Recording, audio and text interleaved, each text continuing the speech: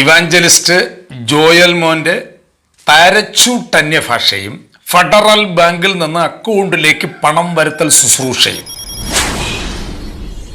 എന്റെ കഥ പറയുന്നത് ഒരു ഫെഡറൽ ബാങ്കിന്റെ അക്കൗണ്ടിൽ നിന്ന് നിങ്ങളുടെ ബാങ്കിലേക്ക് ട്രാൻസാക്ഷൻ ആണെന്ന് ഞാൻ പ്രാർത്ഥിച്ചുകൊണ്ടിരുന്നപ്പോൾ ഈ മനുഷ്യൻ, അന്നാണ് ഞാൻ ഓയിൽ അനോയിന്റിങ് എന്താണെന്ന് അറിയുന്നത്. ഓയിൽ അനോയിന്റിങ് ഞാൻ എന്താണെന്ന് അറിയുന്നത്. ഒരു പാരച്യൂട്ടിന്റെ 10 ബോട്ടിൽ ഇങ്ങനെ പൊട്ടിച്ചിട്ട് ആ മനുഷ്യൻ എൻ്റെ തലയുടെ മുകളിലൂടെ ഇങ്ങനെ ഒഴിച്ചു. ഒരു സ്വത്രം പറഞ്ഞേ. അന്ന് മുമ്പിലിരുന്ന ഞാൻ ആ എണ്ണ ഒഴിച്ചതിൽ പിന്നെ ഞാൻ പുറകോട്ട് പോയി. എഴുന്നേറ്റ് വരുമ്പോൾ എൻ്റെ നാവിൽ പുതിയൊരു ഭാഷയുണ്ട്. ഭാഷകൾ ഓരോന്നായി നാവിനകത്ത് മാറി മാറി വരാൻ തുടങ്ങി. ഫാറമാലി, അമ്മന്താരി, അമ്മച്ചോഗോ, ഒലാച്ചക്കർ, അച്ചർ അറാസീമ, ലേ റീബ, വാതുറക്ക് എല്ലാവരും, റഹീലാബ്, മക്കർ മലാദി, അഷസ് കറാലി. ഭാഷ മാറട്ടെ. പെന്തക്കോസ്തുകാരോട് നിങ്ങളുടെ മക്കളുടെ നല്ല ഭാവികൾ നിങ്ങൾ ആഗ്രഹിക്കുന്നുവെങ്കിൽ ഇത് അവസാനം വരെ കേൾക്കണം, കേട്ടിട്ട് കമൻറ്റ് ചെയ്യണം. ജോയൽ മോൻ എന്ന് പറഞ്ഞാൽ എൻ്റെ മകന് തുല്യമായിട്ടാണ് ഞാനും കാണുന്നത്. ചില മാസങ്ങൾക്ക് മുമ്പ് താൻ ചെയ്ത ചില പ്രവചനങ്ങൾ ശരിയല്ല എന്ന് പറഞ്ഞ് ഞാൻ ഒരു വീഡിയോ ഇട്ടു. ഈ ജോയൽ മോൻ്റെ പിതാവ് എന്നെ വിളിച്ചു, സംസാരിച്ചു. ഞാൻ പറഞ്ഞു, നിങ്ങളുടെ മകനെ നിങ്ങൾ തിരുത്തണം. കാര്യം ഇത് സോഷ്യൽ മീഡിയയിലൂടെ കടന്നു വരുമ്പോൾ ഇവൻ്റെ പ്രായത്തിലുള്ള പലരും വഴിതെറ്റാൻ ചാൻസ് ഉണ്ട്. തൻ്റെ ഈ പ്രവചനങ്ങൾ പരിശുദ്ധാത്മാവിനുള്ളതല്ല. IPCയുടെ പാരമ്പര്യം പറഞ്ഞു നിൽക്കുന്ന തൻ്റെ പിതാവ്, ഈ ജോയൽ മോൻ്റെ പിതാവിന് ഈ പയ്യനെ തിരുത്താൻ ഇന്നും തയ്യാറല്ലാത്തത് കൊണ്ടാണ് ഞാൻ ഈ വീഡിയോ ചെയ്യുന്നതിൻ്റെ കാരണം. ഇവിടെ അന്യഭാഷയെക്കുറിച്ച് പറയുന്നു, അത് ഞാൻ പറയും ആദ്യം. രണ്ടാമത് ഫെഡറൽ ബാങ്കിൽ നിന്ന് അക്കൗണ്ടിൽ പണം വരുത്തുന്ന കാര്യവും പറയും. ആദ്യം അന്യഭാഷ. പെന്തക്കോസ്തുകാർ നിങ്ങൾ കേട്ടോളൂ, ഞാനും പെന്തക്കോസ്തിൽ ജനിച്ചു വളർത്തപ്പെട്ടവനാണ്. എൻ്റെ 26-ാമത്തെ വയസ്സിൽ റോമർ 8:9 ക്രിസ്തുവിൻ്റെ ആത്മാവില്ലാത്തവൻ അവനുള്ളവനല്ല എന്നാണ് പാസ്റ്റർമാർ എന്നെ പ്രസംഗിച്ച് പഠിപ്പിച്ചത്. ഞാനും പേടിച്ചു. യേശുവിനെ സ്നേഹിക്കുന്ന, യേശുവിൻ്റെ വചനം ഇഷ്ടപ്പെടുന്ന എന്നിൽ പരിശുദ്ധാത്മാവില്ല. അന്യഭാഷ കിട്ടിയാലേ കറക്റ്റാവും. ശരി, അന്യഭാഷയ്ക്ക് വേണ്ടി സഭകൾ ഓടി. ത തി തു ഥ ഥ ഥ തി തി തി ഇങ്ങനെയുള്ള വാക്കുകളാണ് ആദ്യം കിട്ടിയത്. കിട്ടിയത് വെച്ചും കൊണ്ട് എല്ലാ കൂട്ടായ്മകളിലും കയ്യടി തത്തു ഒക്കെ പറയാൻ തുടങ്ങി. എന്നും തത്തയും തുത്തയും പറഞ്ഞുകൊണ്ട് തിരിഞ്ഞു കഴിഞ്ഞാൽ ഉച്ചക്കട പഴയച്ചക്കട വരാലി എന്ന് മാത്രമല്ലേ അതിനകത്തുള്ളൂ. ഇല്ല, അന്യഭാഷകളിൽ സംസാരിക്കുന്നവൻ തനിക്ക് താൻ ആത്മീയവർത്തം. അതിനെ ഞാൻ പോവാത്ത പെന്തക്കോസ്ത് ചർച്ചകളില്ല, എന്നെ കൈവയ്ക്കാത്ത പാസ്റ്റർമാരുമില്ല. എന്തായാലും മനസ്സിലാവും, യേശുവിൻ്റെ പേരല്ലേ എന്ന് പറഞ്ഞും കൊണ്ടാണ് ഇങ്ങനെയൊക്കെ ഓടിയത്. തിരിച്ചറിവ് കിട്ടാൻ കാലം എടുക്കുമല്ലോ. കിട്ടി.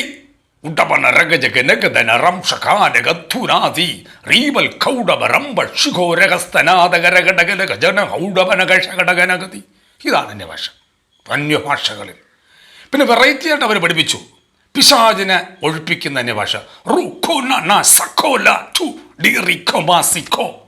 അത് ഇനി അന്യഭാഷ ആരാധന. അത് ഞാൻ എൻ്റെ ആരാധനയിലൊക്കെ ആളുകൾ ഇളക്കാൻ വെച്ചിട്ടുണ്ട്. ഊടവരം തുകന ഊഷകടാരകരത്തികനഞ്ചികന ഊഷകടകരെ ഹൽക്കം കാനവ റൂടവനം തുന സീകാറമ്മൻ ചൂടകരക്കന ഹൗദേലകത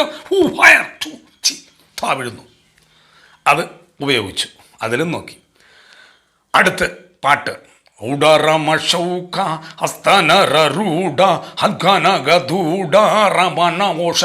ഇങ്ങനെയുള്ള അന്യഭാഷകൾ വലിയ സംഭവമായിട്ടാണ് പെന്തക്കോസ്തുകാർ പറയുന്നത്. ശരി, ഓക്കെ, നിങ്ങൾ പറഞ്ഞ ശരി. സത്യം പറഞ്ഞാൽ ഒരു റിസർച്ച് നടത്തി 99% അധികം അന്യഭാഷ പറയുന്നവർ ക്രിസ്തുവുമായി യാതൊരു ബന്ധമില്ല എന്ന് കണ്ടെത്തിയവനാണ് ഞാൻ. അതിന് അന്യഭാഷക്കാരാരെങ്കിലും ഉണ്ടെങ്കിൽ സമാധാനപരമായ ചർച്ചയ്ക്ക് ഒരു രക്തം തിളയ്ക്കരുത്. ദാനിയേൽ ഇടിയൻ ചിറ എന്ന് പറയുന്ന ഒരു ദൈവദാസൻ, പ്രായമുണ്ട്. അദ്ദേഹം അന്യഭാഷകളുടെ ബുക്കുകൾ എഴുതിയിട്ടുണ്ട്. ഇടയ്ക്കിടയ്ക്ക് എന്നെ വിളിക്കാറുണ്ട്. അദ്ദേഹത്തോട് ഞാൻ പറഞ്ഞു, അപ്പച്ച 75 വയസ്സ് വരും, നല്ലൊരു ആയുസിനെ പാഴാക്കിയല്ലോ. ഈ ബുക്ക് എഴുതി ആർക്ക് എന്ത് പ്രയോജനം, ആർക്ക് വിളിച്ച എന്ത് പ്രയോജനം, ജീവിതം പാഴായല്ലോ. വല്ലപ്പോഴൊക്കെ വിളിക്കുമ്പം വയസ്സായ ആളെല്ലാം എടുക്കാറുണ്ട്. ഇടയ്ക്കൊരിക്കൽ വിളിച്ചു. അന്യഭാഷകൾ വ്യാഖ്യാനങ്ങൾ നമ്മൾ നടത്തി. അപ്പോഴാദ്യം അദ്ദേഹത്തോട് പറഞ്ഞു, നിങ്ങൾ കുറേ അന്യഭാഷ പറയാൻ. അല്ല, ആദ്യം എൻ്റെ അടുത്ത് അന്യഭാഷ പറയാൻ പറഞ്ഞു. ഞാൻ അന്യഭാഷ പറഞ്ഞു. ഉറവറ രമണ ഷൗഡവ രഗന്ധുനാനമസി. അപ്പോൾ അദ്ദേഹം പറഞ്ഞു, ദൈവം നിങ്ങൾ ഉപയോഗിക്കാൻ പോകുന്നു. നല്ല കാര്യം. റൂഢപരെ ഹത്തനെ ജഗരകം. അദ്ദേഹം പറയുന്നു, ദൈവത്തിൽ വളരുക, ആത്മാവിൽ വളരുക, ദൈവശക്തിയെ പ്രാപിക്കുക. റൂഢിബാനഗജേ രഗത്തുനാനമസി ഹടകന്ധൂരബന്ധം. ദൈവം നിന്നെ വൻകരകളിലേക്കൊക്കെ എന്തൊക്കെ പറയുന്നത് കേട്ടു. ഇനി ഇതിലൊരു സുഖം എനിക്കില്ല. ഇനി അടുത്ത് തിരിച്ച് അദ്ദേഹം അന്യഭാഷ പറഞ്ഞ് ഞാൻ വ്യാഖ്യാനിക്കുന്നു. അദ്ദേഹം പറയുന്ന അന്യഭാഷ ഉടപറഹംതുണ അരകഷ ഇടകനഗതി. ഞാൻ പറയും, ദയവായി ദൈവത്തിൻ്റെ ഹിതത്തിനൊത്തവണ്ണം ജീവിക്കുവാൻ നിങ്ങളും തയ്യാറാവുക. അദ്ദേഹം വീണ്ടും പറയുന്നു, ഞാൻ അന്യഭാഷകൾ പറയുന്നു, ഞാൻ വ്യാഖ്യാനിക്കുന്നു. ഞാൻ പറയുന്നു, ഇനി മേലല്ലെങ്കിൽ അന്യഭാഷയുടെ പുസ്തകം എഴുതാതെ ബൈബിൾ വചനം വായിച്ച് ഗ്രഹിക്കുക എന്ന് ആത്മാവ് നിങ്ങളോട് പറയുന്നു. ഇങ്ങനെ ഒന്ന് രണ്ട് കാര്യങ്ങളൊക്കെ പറയാതെ കളിയാക്കുന്നു എന്ന് മനസ്സിലാക്കി അദ്ദേഹം പോയി. എന്നെ കേൾക്കുന്നവരെ, എന്ത് വേദനാജനകമാണ്. ബൈബിളിലുള്ള അന്യഭാഷയുമായി ഇന്നത്തെ അന്യഭാഷകൾക്ക് ബന്ധമുണ്ടോ? അധികം അന്യഭാഷ പറഞ്ഞ് ശുശ്രൂഷ നടത്തി രാവും പകലും കുത്തിയിരുന്ന് അന്യഭാഷ പറഞ്ഞ പല പാസ്റ്റർമാർക്കും കുടുംബം തകർന്നു. ഭാര്യമാർ കളഞ്ഞിട്ട് പോയി. മക്കളെ ചൊവ്വേ നേരെ പരിപാലിക്കാൻ പറ്റാതെയായി. ഇവന്മാർക്ക് ആത്മീക വർധനവും വന്നു എങ്കിൽ എന്തുകൊണ്ട് നിനക്ക് നിൻ്റെ ഭാര്യയെ സ്നേഹിക്കാൻ കഴിയുന്നില്ല? എന്തുകൊണ്ട് നിങ്ങളെ മക്കളെ പരിപാലിക്കാൻ കഴിയുന്നില്ല? എന്തുകൊണ്ട് കുടുംബം പോറ്റാൻ കഴിയുന്നില്ല? തെണ്ടിക്കൊണ്ട് തിരിയുന്നു. എൻ്റെ ചോദ്യങ്ങൾക്ക് നിങ്ങൾ മറുപടി പറഞ്ഞേ പറ്റൂ. ഞാൻ ബൈബിളിൽ നിന്ന് പറയാം. 1 കൊരിന്ത്യർ 13:1-2. നിങ്ങൾ ദൂതന്മാരുടെ ഭാഷ സംസാരിച്ചാലും സ്നേഹമില്ലെങ്കിൽ ഒന്നുമില്ല. ഒറ്റ എണ്ണത്തെ 95% പെന്തക്കോസ്തുകാർക്കും സ്നേഹം എന്തെന്നറിയില്ല. ക്രിസ്ത്യാനി എന്ന് പറഞ്ഞാൽ നിന്നെ സ്നേഹിക്കാത്തവരെ സ്നേഹിക്കുമ്പോഴാണ് നീ ക്രിസ്ത്യാനിയാകുന്നത്. നീ അന്യഭാഷ പറയുന്നതുകൊണ്ടല്ല. ദൂതന്മാരുടെ ഭാഷ പറഞ്ഞാലും ഒരു ചുക്കുമില്ല. പെന്തക്കോസ്തുകാർ 1 കൊരിന്ത്യർ 13 വായിക്കാൻ പേടിയാണ്. അതിലവർ പിടിപെടും. 1 കൊരിന്ത്യർ 14:2 മുതൽ 3 വരെ വായിച്ചാൽ മനസ്സിലാകുന്നുണ്ടോ? അന്യഭാഷയിൽ സംസാരിക്കുന്നവൻ തനിക്ക് തന്നെ ആത്മീയ വർധനവും വരുത്തുന്നു. അന്യഭാഷയിൽ നീ പ്രാർത്ഥിച്ച അന്യഭാഷയിൽ വർധനവും വരുത്തി നിന്റെ കുടുംബം എന്തിനു പൊളിയണം? അനർത്ഥങ്ങൾ നിനക്ക് മുൻകൂട്ടി കാണണ്ടേ? നീയേ അന്യഭാഷ പറഞ്ഞ് മുറിയിലകത്തിരുന്ന് നീയും തകർന്നു, നിൻ്റെ കുടുംബവും തകർന്നു. നീ ഇപ്പം ഒറ്റയാൾ പട്ടാളമായിട്ട് ഗോതയിലിറങ്ങി യുദ്ധം ചെയ്യുന്നു. നിൻ്റെ അന്യഭാഷ ദൈവത്തെന്നുള്ള ആരുടെ പറഞ്ഞത്? പൗലൂസ് പറഞ്ഞു 1 കൊരിന്ത്യർ 14:12 വ്യാഖ്യാനിയില്ലെങ്കിൽ മിണ്ടരുത്. ഞാൻ അതോടെ തിരുന്തി. അടകൻ ചൗ റങ്ക അടക ജിക അനുഹന്തൂനാറ് ബിജുവാദികൾ ഇളക്കത്തല്ലേ. എനിക്ക് വ്യാഖ്യാനിക്കും. ഞാൻ പറയുന്നത് എനിക്കറിഞ്ഞൂടെ.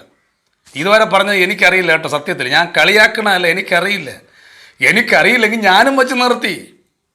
1 കൊരിന്ത്യർ 14:25 കറക്റ്റ് അന്യഭാഷയിൽ പറയുമ്പോൾ അവിടെ പാപബോധം വരണം.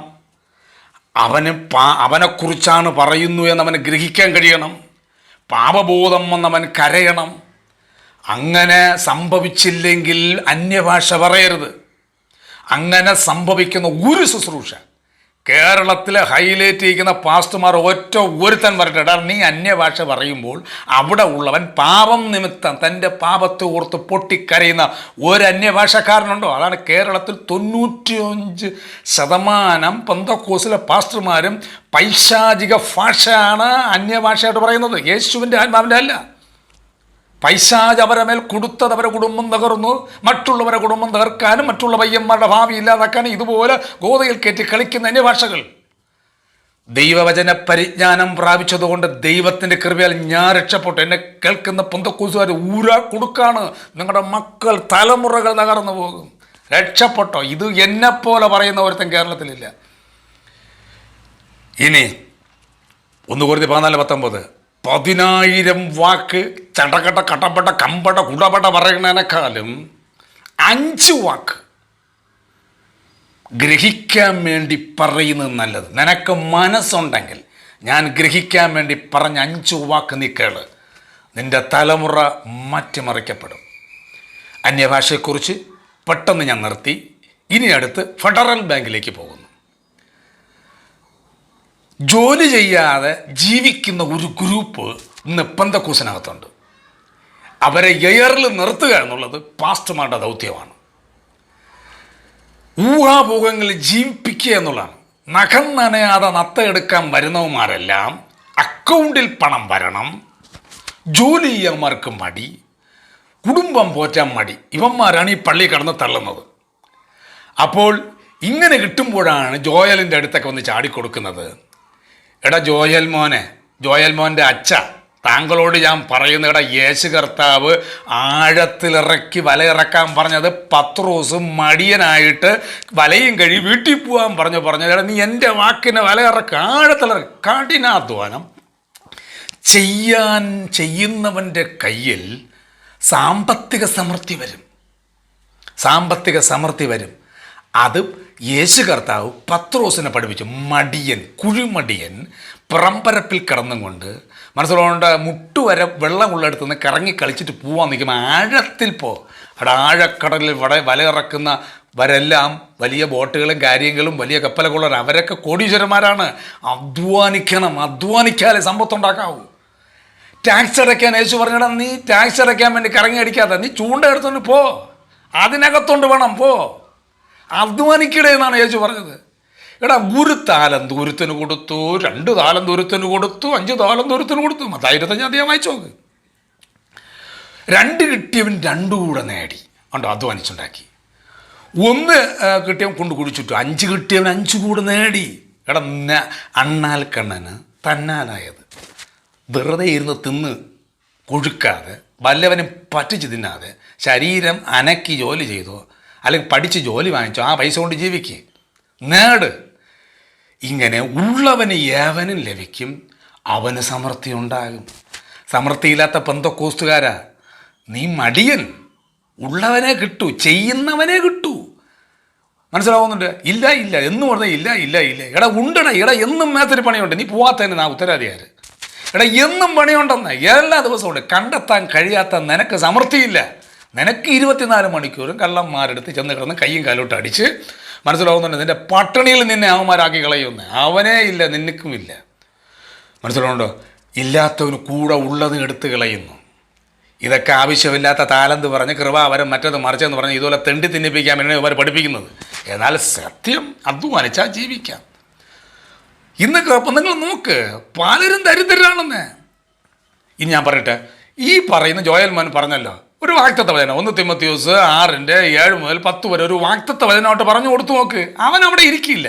ഉണ്മാനും ഉടുപ്പാനും ഉണ്ടെങ്കിൽ മതി എന്ന് വിചാരിക്കാൻ അവൻ ആ പള്ളിയിൽ പിന്നെ വരില്ല. ജോയൽ മോൻ്റെ മുമ്പിൽ വരികയില്ല. ധനികനാകാൻ ആഗ്രഹിക്കുന്നവൻ പരീക്ഷകളിലും കെണികളിലും കുടുങ്ങും. അവൻ പിന്നെ വരികയില്ല. കാര്യം കുടുങ്ങുമെന്ന്. കാറെടുക്കും, CC കാർ കൊണ്ടുപോകും, കുടുങ്ങി. വസ്തു വാങ്ങിക്കും, ജപ്തിയായിട്ട് പോകും. സ്ത്രീധനം കിട്ടും, തമ്മിലടിച്ച് 2 പേരും പിരിയും. പിന്നെ മരിച്ചാലും കടം തീരില്ല. ഇവിടെ പണം ഉണ്ടാക്കാൻ വേണ്ടി പള്ളികളിൽ ചെന്ന് തള്ളുന്നവന്മാരെ, അക്കൗണ്ടിൽ പണം വരുത്തി, അത് വരുത്തി, ഇത് വരുത്തി എന്ന് പറഞ്ഞ് നിന്നെ ആവേശം കയറ്റി നീ കടക്കെണിയിലായി, നീ കടം മറിച്ചിട്ട് സാക്ഷ്യം പറയും. ഇതാണ് എൻ്റെ ചർച്ചയിൽ കുറേ കാലം ഞാനും കണ്ടത്. ഓടി വരും, പ്രാർത്ഥിക്കും. പാസ് 50,000 രൂപ വേണം, പ്രാർത്ഥിക്കും. അന്നത്തെ അറിവിൽ പ്രാർത്ഥിച്ചു. പിറ്റേ ദിവസം പറഞ്ഞ് പാസ്റ്റർ കിട്ടി കേട്ടോ, ഉടൻ സാക്ഷ്യം. എനിക്ക് 50,000 രൂപ ആവശ്യമുണ്ടായിരുന്നു. ഇന്നലെ രാത്രി പാസ്റ്റർ ഫോൺ വിളിച്ച് പ്രാർത്ഥിച്ചു, ഇന്ന് രാവിലെ എനിക്കൊരാൾ വീട്ടിൽ കൊണ്ടുവന്നു. എൻ്റെ അയ്യോ, എന്നെ കേൾക്കുന്നവരെ, സകല ദ്രവ്യാഗ്രഹവും സൂക്ഷിച്ചു കൊഴിഞ്ഞുകൊള്ളുവിൻ. സൂക്ഷിച്ചു കൊഴിയണം. ദ്രവ്യാഗ്രഹം സകലവിധ ദോഷങ്ങൾക്ക് മൂലകാരണമല്ലോ. ഇത് ചിലർ കാംക്ഷിച്ചിട്ട് വിശ്വാസം വിട്ടുഴന്ന് ബഹുദുഃഖങ്ങൾക്ക് അധീനരാകും.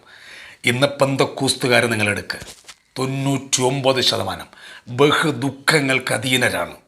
ഇനി നിങ്ങൾ പറ, നിങ്ങളെ മകനെ ജോയൽ മോൻ്റെ ശുശ്രൂഷയിൽ വിടണോ? ഇനി നിങ്ങൾ പറ. മനസ്സിലാവുന്നുണ്ടോ? എന്നെ കേൾക്കുന്നവരെ അധ്വാനിച്ച് ജീവിക്കാൻ പഠിപ്പിക്കരുത്. അപ്പം പെന്തക്കോസ്തുകാർ ക്രിസ്ത്യാനികളല്ല എന്ന് എത്രയോ വീഡിയോകൾ ചെയ്തത് ജോയൽ മോൻ്റെ അച്ഛനും ജോയൽ മോനും ഈ പെന്തക്കോസ്തുകാരെന്ന് അറിഞ്ഞാൽ കൊള്ളാം. നിങ്ങളെ ഞാൻ ഇതിൽ നടത്താനല്ല. ക്രിസ്തീയ ജീവിതം അതല്ല. മനുഷ്യർ നിങ്ങളുടെ നല്ല പ്രവർത്തികളെ കണ്ട് സ്വർഗസ്ഥനായ നിങ്ങളുടെ പിതാവിനെ മുത്തുപ്പെടുത്തേണ്ടതിന് നിങ്ങളുടെ വെളിച്ചം അവരുടെ മുമ്പിൽ പ്രകാശിക്കട്ടെ. കുനിഞ്ഞു കുപ്പയെടുക്കാതെ ഒന്നും പ്രകാശിക്കുകയില്ല. കുനിഞ്ഞു കുപ്പയെടുക്കാതെ വല്ലതും കിട്ടുമെന്ന് ഏറ് നിർത്തുന്ന എല്ലാ പള്ളികളിൽ നിന്നും വിട്ട് ക്രിസ്തുവിൻ്റെ വചനത്തിലൂടെ നിങ്ങൾ ശക്തിപ്പെടുക, ക്രിസ്തുവിനെ സ്നേഹിക്കുക, ക്രിസ്തുവിനായി സമർപ്പിക്കുക. കമൻറ്റുകൾ ഇടാം, ധൈര്യത്തോടെ ഇടാം. ഫോൺ നമ്പറിൽ വിളിക്കാം. ദൈവം നിങ്ങൾ അനുഗ്രഹിക്കട്ടെ. ആമേൻ.